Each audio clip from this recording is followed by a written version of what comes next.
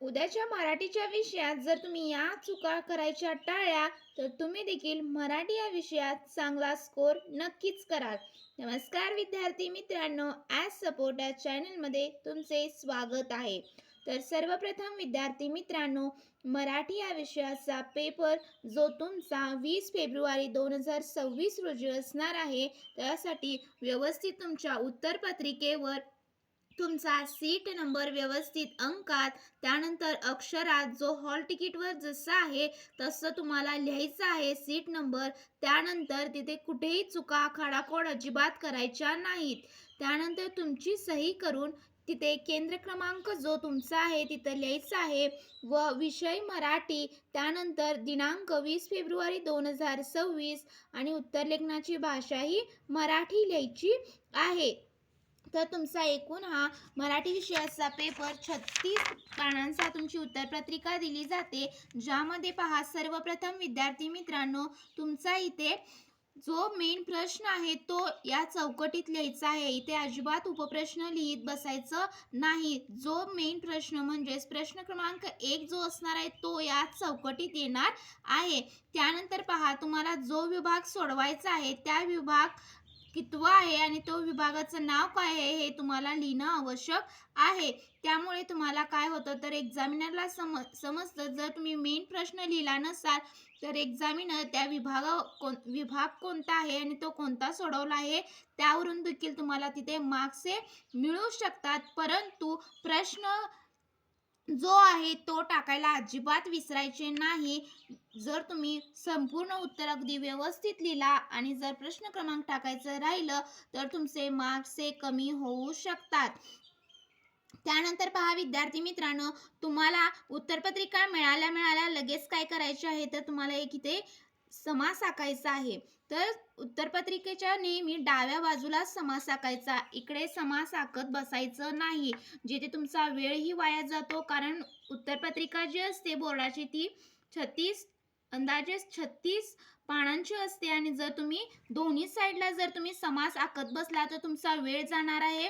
जो वेळ तुम्हाला पेपरमध्ये लिहिण्यासाठी घालवायचा आहे, जर तो तुम्ही इथे आखण्यातच घालवला तर तुम्हाला काय होणार आहे तर इथे तुम्हाला वेळ मिळणार नाही पेपर लिहायला. त्यामुळे एकाच बाजूला काय कृतीची तुमची पत्रिका आहे किंवा उत्तरपत्रिका आहे, बोर्डाने दिलेली आन्सर शीट असणार आहे, त्यामध्ये एक लाईन इथं तुम्हाला तिथं आखायची आहे अगदी, आणि ज्यामध्ये तुम्हाला उपप्रश्न आणि कोणता प्रश्न सोडवणार आहात ते लिहिण्यासाठी तुम्ही व्यवस्थित अगदी तिथे लाईन ही आखायची आहे.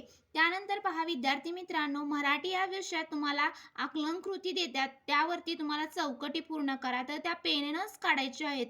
इथे एक मला कमेंट्समध्ये नेहमी प्रश्न विचारतात की जेल पेन बोर्डाच्या परीक्षेत अलाव आहे का नाही.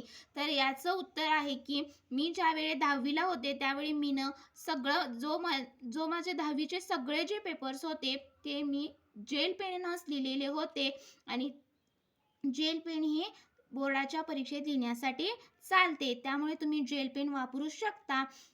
ज्या पेनानं तुम्हाला सवय आहे त्याने देखील तुम्ही लिहू शकता, जेणेकरून तुमचं अक्षर अतिशय सुंदर यायला पाहिजे. त्यानंतर जे तुम्ही लिहिणार आहात ते थोडंसं गडद असायला पाहिजे. तुमची शाई जी वापरणार आहात ती गडद असायला पाहिजे आणि व्यवस्थित अगदी तुमचं अक्षर ठळक दिसलं पाहिजे.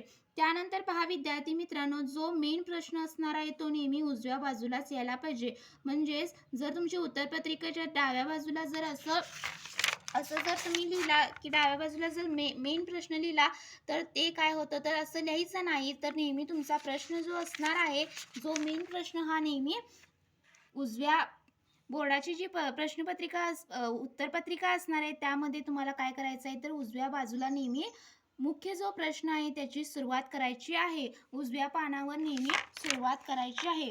त्यानंतर बघा विद्यार्थी मित्रांनो, जर तुमचा इथे मेन प्रश्न जर तुमचा मेन प्रश्न इकडच्या पानावर आला तर इकडे अजिबात लिहायचं नाही, ते पान तुम्हाला रिकामं सोडायचे आहे आणि तुम्हाला काय करायचं आहे उजव्या पानावर जो मेन प्रश्न आहे तो व्यवस्थित अगदी लिहायचा आहे. आणि कोणता प्रश्न तुम्ही लिहायचं विसरला आहात का हे शेवटच्या 10 मिनिटांमध्ये पाहायचे आहे. त्यानंतर बघा विद्यार्थी मित्रांनो, तुम्हाला इथे भाषा अभ्यासमध्ये देखील कृत्या दिलेल्या आहेत, त्या देखील पेनानं काढल्या तरी चालतील, जेणेकरून तुमचे मार्क्स कुठेही कट होणार नाहीत.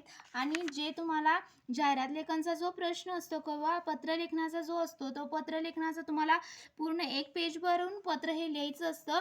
त्यामुळे तुम्हाला काय करायचं, तर व्यवस्थित अगदी एकाच पेजवर सगळा पत्ता, विषय, तर विषय एका पेजवर आहे, त्याच्यानंतर त्याचा मजकूर दुसऱ्या पेजवर आहे, असं अजिबात करू नका. पत्रलेखन जर निवडला तर संपूर्ण तुमचं ह्याच पेजवर हे पत्रलेखन यायला पाहिजे. आणि त्यानंतर जाहिरात लेखनचा तुम्ही प्रश्न त्या अनुक्रमे सोडवू शकता. दुसऱ्या पेजवर तुम्ही व्यवस्थित अगदी तिथं सोडवू शकता. जाहिरात लेखन एक पूर्ण पेज भरून, त्यानंतर बातमी लेखन देखील तुम्ही एक पेज भरून सोडवू शकता.